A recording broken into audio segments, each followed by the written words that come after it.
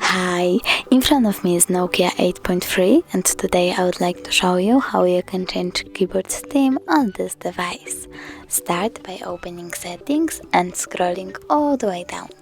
Now tap on System, Languages and Input, Virtual Keyboard and keyboard that you're using, in my case Gboard.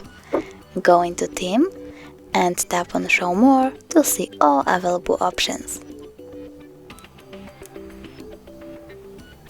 Now you can pick a color and apply it, or download one of the images and apply them as well.